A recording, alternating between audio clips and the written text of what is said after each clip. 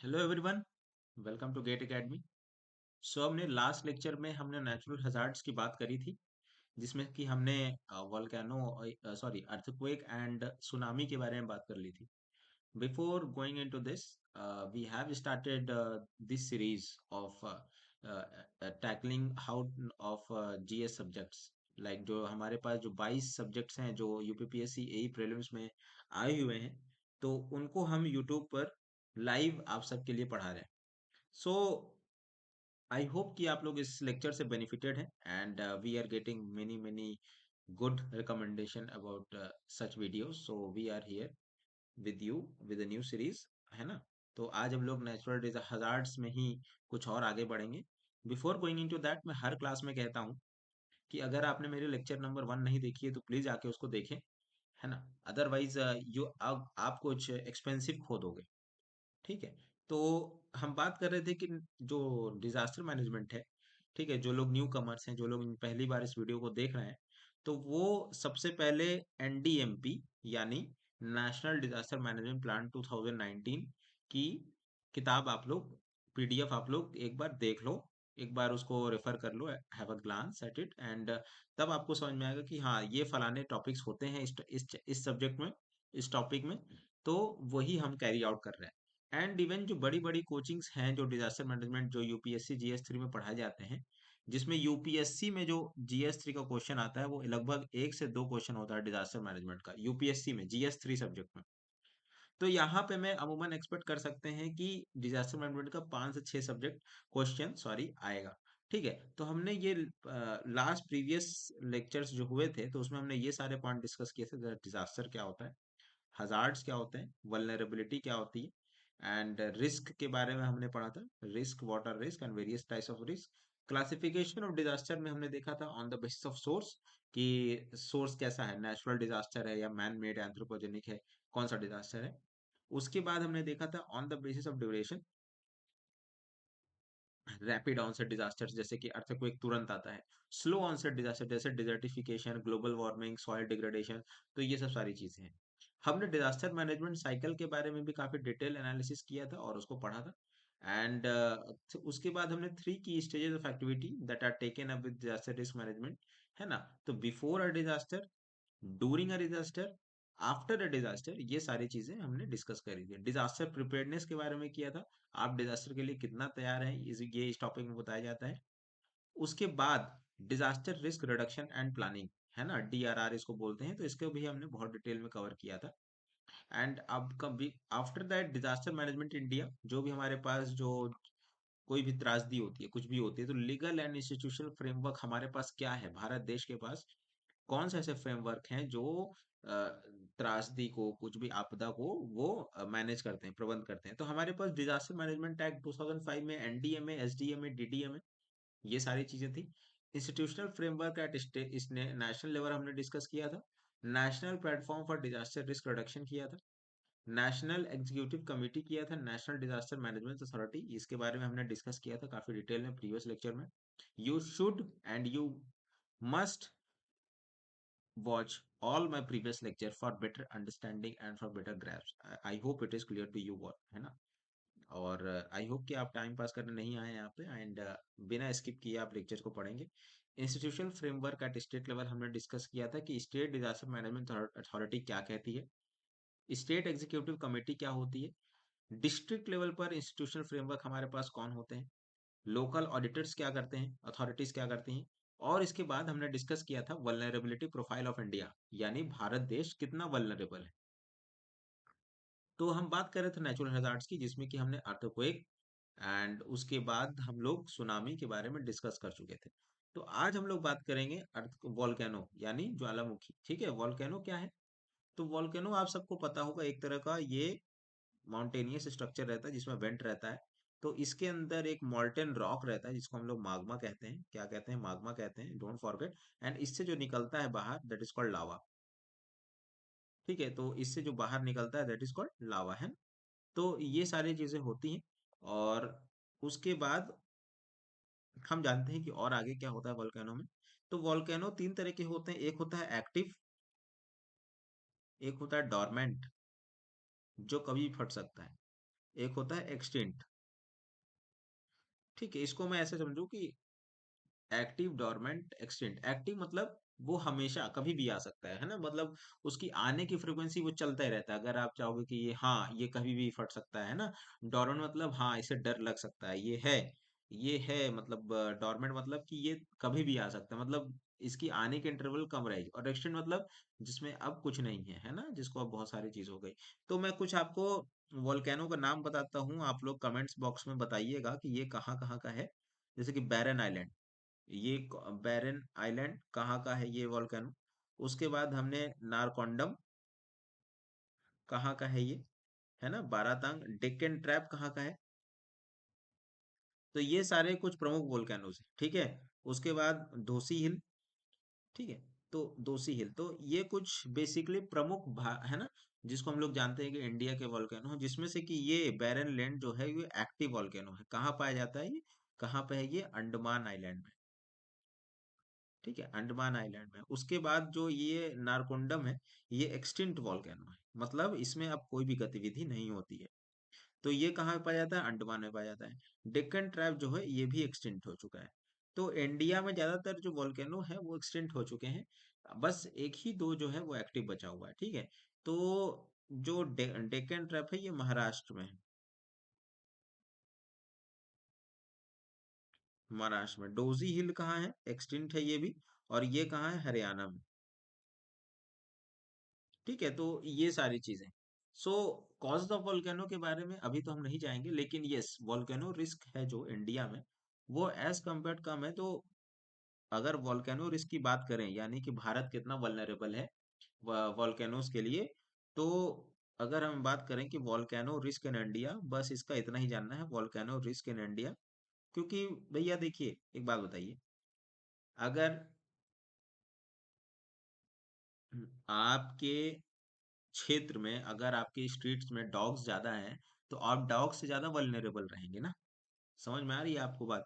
आप डॉग्स, आपको कुत्तों से ज्यादा खतरा है, आपके मोहल्ले में जो डॉग्स घूम रहे होंगे उनसे आपको कटने का ज्यादा खतरा है, as compare to other wild. जैसे कि आप मान लीजिए कि कोई एक गाय आ गई आपके मोहल्ले में, तो अगर वो एक है या दो है तो उससे आपको खतरा नहीं है जितना ज्यादा कुत्तों से। उसी तरह से वोल्केनो रिस्क इन इंडिया, अगर वोल्केनोज आपके देश में कम है तो उससे खतरा भी तो कम होगा।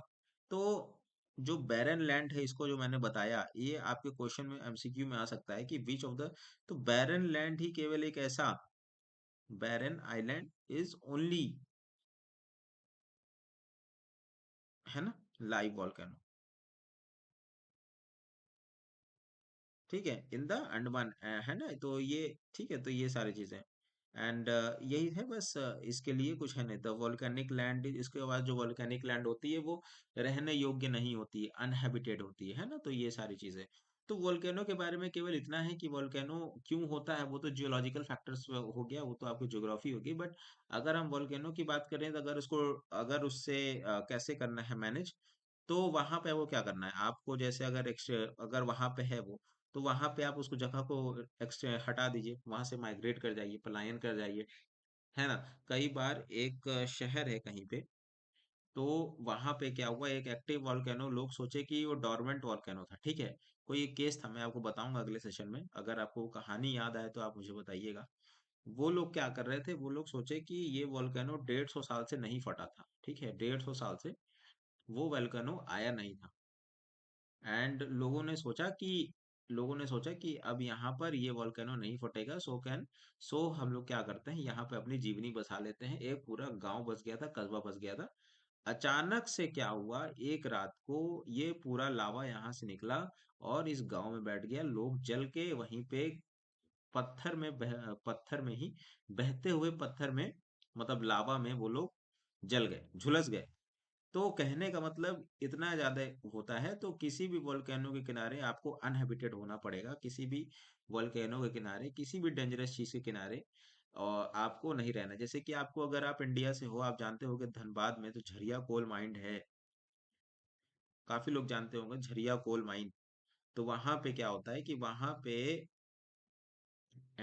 अंदर ही अंदर, जमीन के सतह के कई गुना अंदर, जो है आग आज भी जलती है। बहुत सारे यूनाइटेड नेशंस ने बहुत सारे प्रोजेक्ट्स लॉन्च किए, बहुत सारा सरकार का फंड लगा, लेकिन आज तक उस आग को कोई भर नहीं पाया है। और जो भी लोकल कम्यूटर्स हैं वहां पे, जो लोकल ट्राइब वहां पे रहती है, या जो लोग लोकल कम्यूटर्स रहते हैं वहां पे, तो वहां पे क्या होता है कि कभी कभी ऐसा होता है कि वो भूस्खलन में वहीं पे गिर जाते हैं और जल जाते हैं। तो ये सारा सिनेरियो है। तो कहने का मतलब ये है कि भाई जहाँ डेंजर है वहां मत रहो। ठीक है। और कुछ लोग छोड़ भी नहीं पाते हैं उस जगह को, बिकॉज सरकार से उनको राहत की उम्मीद होती है। But yes, it takes time to think, to get the things conquered. But आपको जितना अच्छा होगा कि आप उस जगह को छोड़ दो, वो ज्यादा ही अच्छा होगा।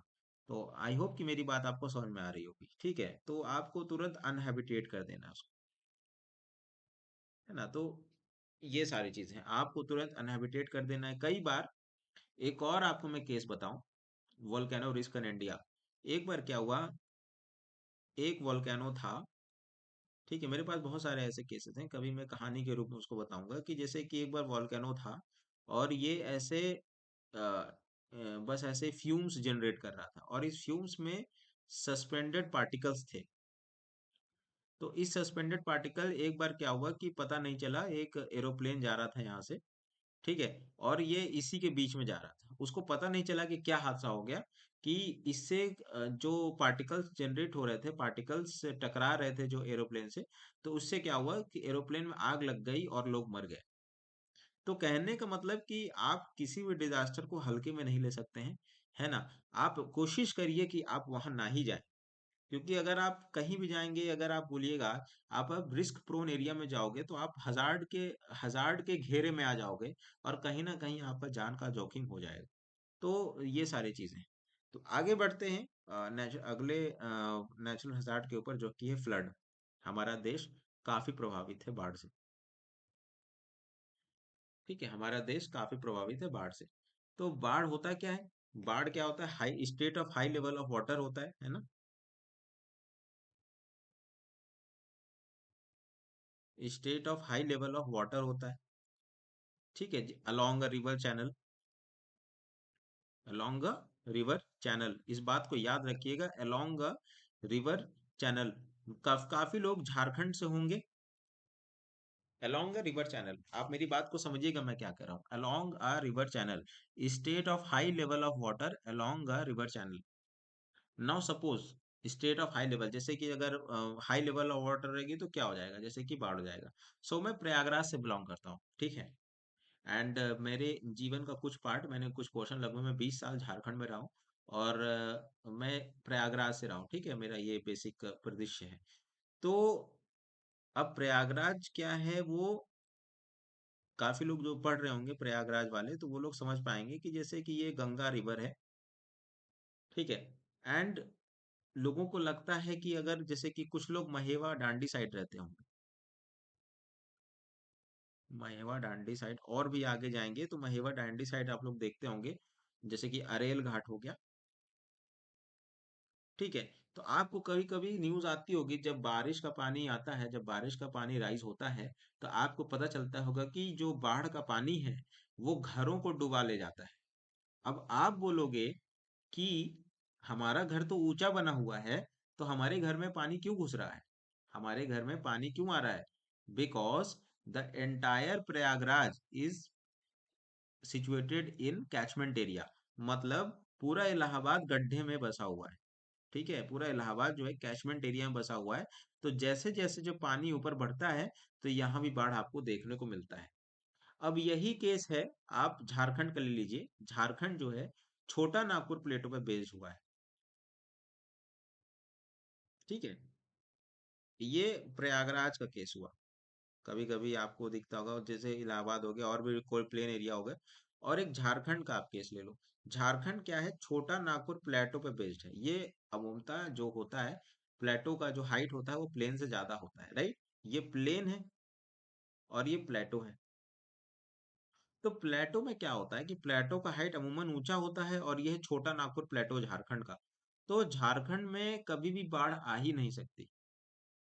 आपको समझ में आया? क्यों? क्योंकि यहाँ रिवर चैनल नहीं है, सारा पानी नीचे उधर के नीचे गिर जाना है। तो रिवर चैनल बनेगा कहाँ से? ऑलरेडी छोटा नागपुर प्लेटो जो है, छोटा नागपुर प्लेटो, वहां पे जो है आपको हाइट देखने को मिलती है, प्लेटो है तो खुद ही एक हाइट है। तो ये सारी चीजें हैं। ठीक है, तो आप इसको रिफर कर सकते हो। और इंडिया में जो है, मोर देन, पता है आपको कितने सारे एरिया, कितना ज्यादा एरिया फ्लड प्रोन है? तो more than 40 million hectare, 40 million hectare are flood prone. More than 40 million hectare are flood prone, मतलब फ्लड से प्रभावित क्षेत्र है ना? तो ये सारी चीजें। तो कॉजेज ऑफ फ्लड क्या क्या होते हैं, किन कारणों से बाढ़ आती है?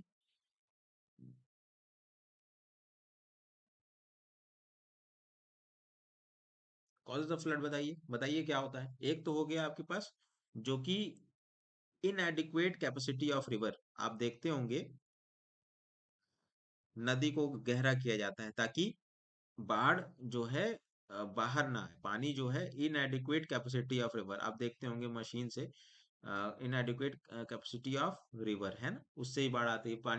पानी उसके पास वॉल्यूम नहीं हो पाता है कैच में, तो वो हो जाता है। ठीक है। इनडिस्क्रिमिनेट डिफॉरेस्टेशन, अगर आप कुछ भी चीजें अनप्लान्ड वे में करोगे, अब जैसे कि आप लोग को समझ में आएगा, जैसे कि जो लोग बालू माफिया होते हैं ना, बालू माफिया, तो वो लोग क्या करते हैं, नदी को कहीं से भी बालू बालू पाने के लिए वो लोग कहीं से भी कुछ भी, नदी का जो पाथ होता है ना उसको डेविएट कर देते हैं। गड्ढा कर दिया, नदी का पाथ डेविएट हो गया, पानी यहाँ से जाने लगा।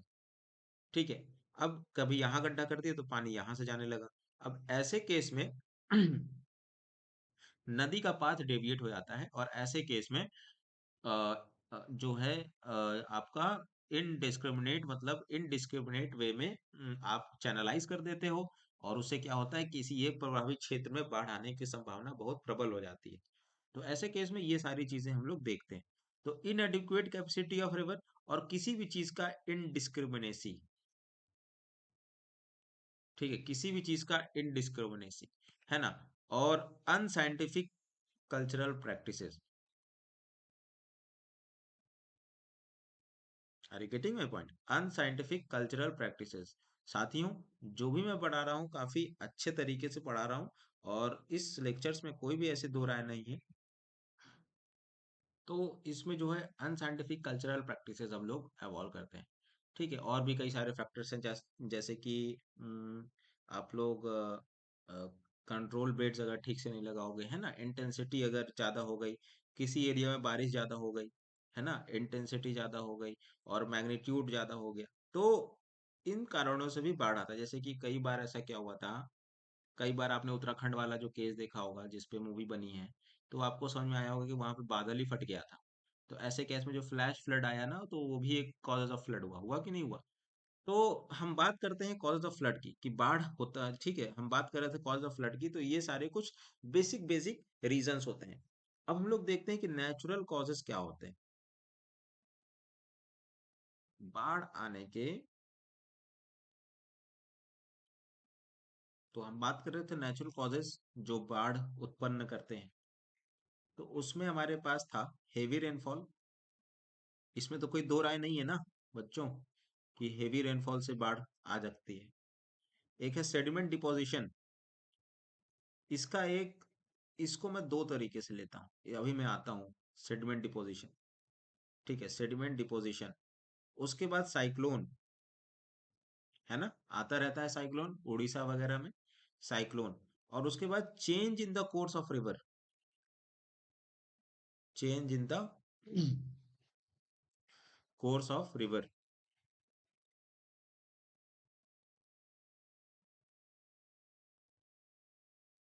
ठीक है। उसके बाद हम बात करेंगे सुनामी पे, सुनामी से भी होता है ना, that is also natural cause. And उसके बाद लैक ऑफ लेक्स। सो बात करते हैं एक एक चीजों पर। हेवी रेनफॉल से तो कोई दिक्कत नहीं है। For an instant I would consider that this region, sediment deposition जो है, वो नेचुरल कॉजेज में भी होता है, और आर्टिफिशियल कॉजेज का भी, एक एंथ्रोपोजेनिक कॉजेज का भी एक देन होती है। सो बिफोर ये हमारे पास नेचुरल कॉजेज हुआ, और एक हमारे पास मैं आपको बता रहा हूँ आर्टिफिशियल कॉजेज। तो आर्टिफिशियल कॉजेज हमारे पास या फिर एंथ्रोपोजेनिक क्या हो सकता है, डिफॉरेस्टेशन हो सकता है ना, डिफॉरेस्टेशन हो सकता है। उसके बाद interference in the drainage system, interference in the drainage system. तो interference in the drainage, please excuse me for my handwriting as I am not in a stable position right now. So interference in the drainage system, उसके बाद population pressure, and उसके बाद poor water and sewage management. So मैं आपको एक एक one by one सबके बारे में एक पॉइंट, कुछ पॉइंट्स एक्सप्लेन करना चाहूंगा। सो सेडिमेंट डिपोजिशन पे देखिए, ऐसा होता है कि जब भी बाढ़ होती है और नेचुरल कॉजेस होते हैं, कहीं कहीं सेडिमेंट ज़्यादा डिपॉजिट हो जाते हैं तो उस एरिया में बाढ़ आ जाता है। सो इसका मैं एक आपको फिजिकल यूटिलिटी बताता हूँ, सॉरी एक और रिलेशन बताता हूँ कि एंथ्रोपोजेनिक कॉजेस भी होते हैं कभी कभी सेडिमेंट डिपोजिशन में। सो एक बार बिहार में फ्लड फ्लड आया, ठीक है। तो नीतीश कुमार जो बिहार के सीएम हैं इस समय, तो उन्होंने कहा था कि Farakka barrage at West Bengal is responsible for flood in Bihar. अब आप समझिए कि ये खुद एक सिविल इंजीनियर हैं, इन्होंने क्या कहा कि फरक्का बराज, मेरी बात को आप लोग ध्यान समझिएगा, कि फरक्का बराज इन वेस्ट बंगाल, वेस्ट बंगाल किधर है और बिहार किधर है ना। वेस्ट, ये बे ऑफ बंगाल हो गया और यहाँ पे बिहार हो गया यहाँ पे, ठीक है। तो ये इसको मान लेते हैं ये वेस्ट बंगाल। तो वेस्ट बंगाल यहाँ पे है और बिहार यहाँ पे है।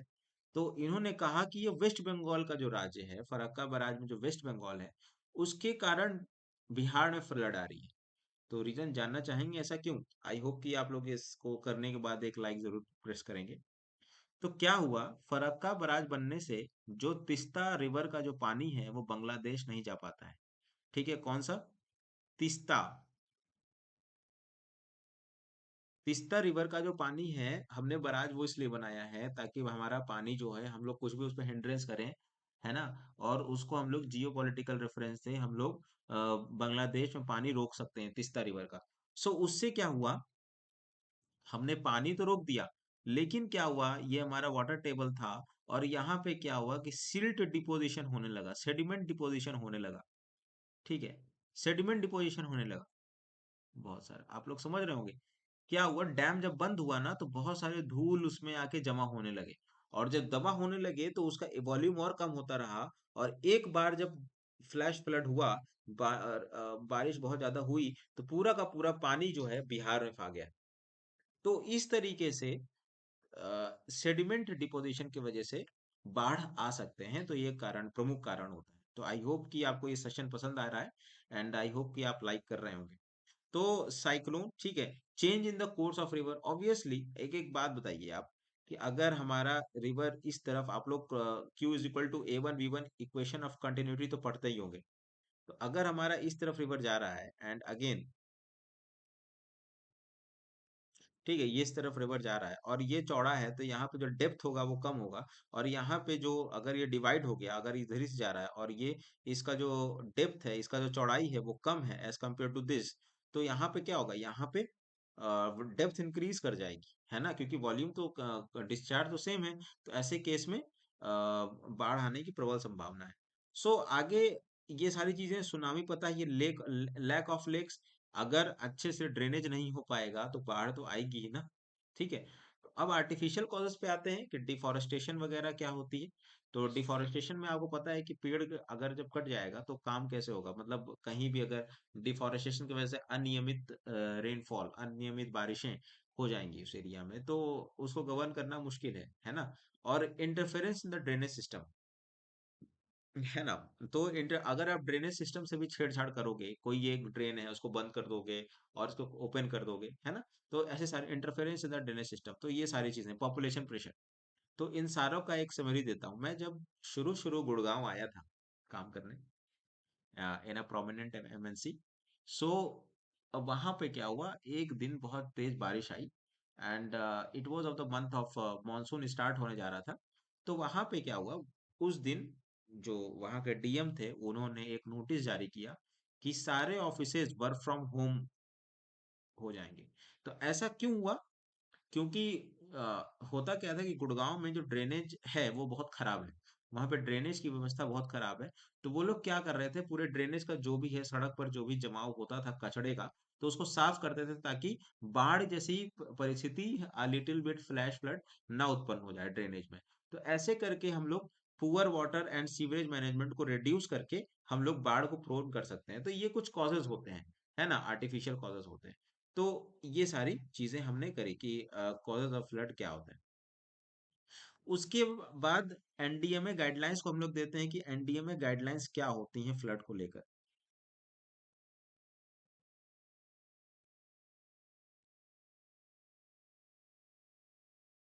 ऑन फ्लड मैनेजमेंट,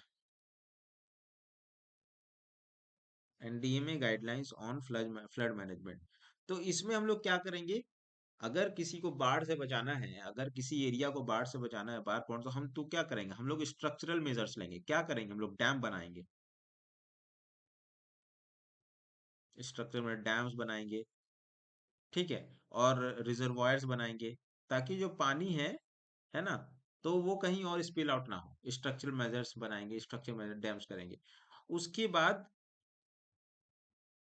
और भी अदर रेमेडीज करेंगे, जैसे इम्बैंकमेंट बनाएंगे, है ना। आप लोग देखते होंगे कि अगर ऐसा लेवल जा रहा है, फिर ऐसा जा रहा है, फिर ऐसा जा रहा है, तो ऐसे करके एक इम्बैंकमेंट बनता चला जाएगा। तो ऐसे करके क्या होता है, अगर लेवल बढ़ा तो यहाँ जाएगा, ठीक है, और ऊपर हुआ तो और जरूरत होगी तो और बनाएंगे। तो ये इम्बैंकमेंट कंस्ट्रक्शन हो गया। इम्बैंकमेंट कंस्ट्रक्शन हो गया, मेड़ बनाते हैं हम लोग, है ना, लीव्स बनाते हैं, और उसके बाद फ्लड वॉल्स भी बनाते हैं। तो ये सारी चीजें हम लोग करते हैं। उसके बाद हम लोग क्या करते हैं, ड्रेनेज इंप्रूवमेंट करते हैं। ड्रेनेज इंप्रूवमेंट करते हैं।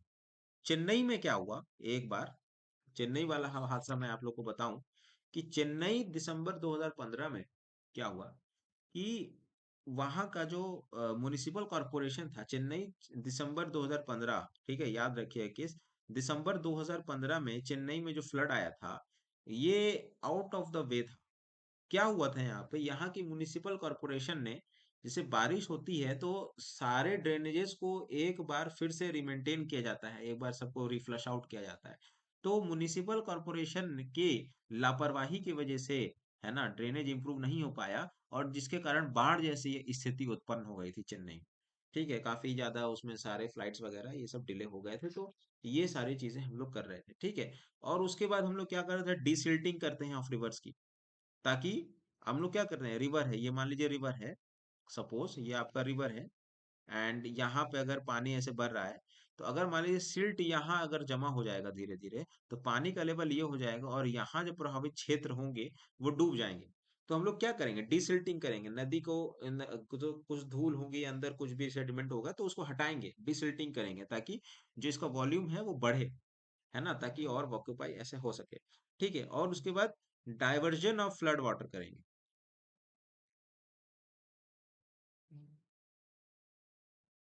ठीक है, और उसके बाद कैचमेंट एरिया ट्रीटमेंट हम लोग कुछ करेंगे। कैचमेंट एरिया को हम लोग कैसे बचाएं, है ना, जैसे कि आपको मैंने बताया कि पूरा का पूरा प्रयागराज जो है कैचमेंट एरिया में बसता है। तो आप लोग कैचमेंट एरिया ट्रीटमेंट हम लोग करेंगे। तो इसी के साथ हम लोग कुछ समय सम अप करेंगे, और उसके बाद कुछ नॉन स्ट्रक्चरल मेजर्स होंगे जो कि हम लोग करेंगे, जैसे कि ये तो हो गया कि आप इंजीनियरिंग लेवल से आप अपने आप को देखोगे। ये क्वेश्चन यहाँ पे बहुत इंपॉर्टेंट बन रहा है ये वाला, ठीक है। ये आप क्या क्या फ्लड मैनेजमेंट करोगे, एक स्ट्रक्चरल मेजर्स हो जाते हैं आपके पास, कि आप स्ट्रक्चर्स में ये सारी चीजें करोगे, है ना, ये सारी चीजें स्ट्रक्चरल मेजर्स में करोगे। एंड उसके बाद जो है हमारे पास नॉन स्ट्रक्चरल मेजर्स जो होते हैं, नॉन स्ट्रक्चरल, ये तो हो गया कि आप फिजिकली आप जाके देखोगे। अदरवाइज कुछ पॉलिसीज भी तो आप क्रिएट करोगे जिससे बाढ़ प्रभावित क्षेत्रों में आप मदद कर सको, है ना। फ्लड प्लेन जोनिंग करोगे, आप निर्धारित करोगे कि जो बाढ़ का पानी है वो कहाँ से कहाँ तक आता है। अगर जहां तक मैक्सिमम आता है तो उस एरिया का रख रखाव की जिम्मेदारी सरकार की होती है, ठीक है। उसके बाद फ्लड प्रूफिंग करोगे, फ्लड से कैसे किया जाता है ना, इट प्रोवाइडिंग, अगर फ्लड प्रूफ किया जाए तो कैसे किया जाए। जैसे कि अगर मान लीजिए कि मोहल्ले में आपका घर नीचा है ना? ऐसे मान लीजिए कि घर है और ऐसा ड्रेनेज जा रहा है, ऐसे पानी गिर रहा है और यहाँ पे आपका घर है, तो आप क्या करोगे? आप अपना घर का लेवल ऊंचा करोगे ताकि पानी आपके घर में ना घुसे। उसी तरीके से फ्लड प्रूफिंग में क्या करोगे? जो भी आपकी जो चीजें हैं जो फ्लड प्रोन जोन में आ रही है, तो उसको आप थोड़ा सा एलिवेट करोगे ताकि फ्लड प्रूफिंग हो सके। उसके बाद फ्लड मैनेजमेंट प्लान पे आप फोकस करोगे कि हम कैसे बाढ़ के प्रबंधन पर काम कर सकते हैं। ठीक है। फ्लड की फोरकास्टिंग करेंगे, ये तो हमारे हाथ में है। Flood forecasting, we are working day and night for this thing. ISRO ने अभी बहुत सारे सैटेलाइट्स लॉन्च किए हैं, तो उसको आप लोग फ्लड फोरकास्ट कर सकते हैं। आजकल आप एक्यूवेदर पे आप जाके चेक कर सकते हैं। तो है ना, तो ऐसे करके एक स्कीम है इसके तहत, आपदा